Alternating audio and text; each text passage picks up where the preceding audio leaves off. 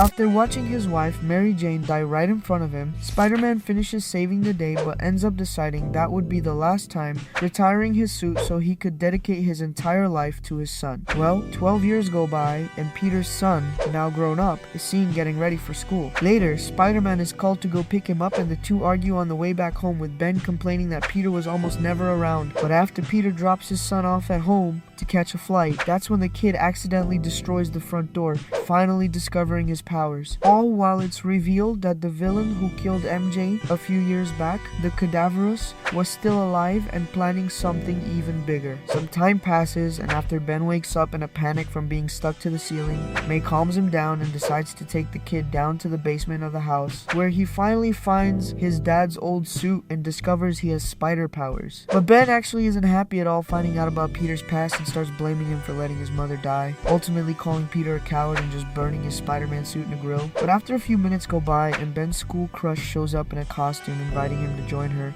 Ben quickly regrets burning his dad's suit, but May shows up saying there was still a spare one, letting the two spend some time together and even swing around the city, all while Peter himself and also the Cadaverous watch the viral news of the supposed return of Spider-Man. And after Ben even tries to be a hero too by fighting some killer robots the Cadaverous sent to attack the city, Ben soon heads back home and runs right into Peter, immediately rushing to his room while leaving Peter arguing with May for showing his suit. But as soon as Peter also walks into the room to try and convince his son that being Spider-Man wasn't worth it, Ben doesn't take what he's saying and screams at his dad to just leave him alone. But that's when the house suddenly explodes out of nowhere and the Cadaverous appears from nowhere, stabbing Peter and kidnapping him to his base. Ben then tells his crush what happened, and after she takes him to meet the last Avenger still alive, Tony Stark, Tony explains that the Cadaverous needed Spider-Man's blood to bring his late wife back to life, which even though he ends up actually pulling off, she soon starts turning into some kind of spider, and the Cadaverous is desperate to find a cure. And since Peter no longer had enough blood for that, he comes up with a plan to capture Ben too, and in the end actually manages to do it. But after using Ben's blood to create the cure, the Cadaverous is attacked by one of his own robots for some reason, and it steals the cure, helping Ben escape. And as the two of them run over to Peter and the robot calls him Tiger, saying it had a cure for him,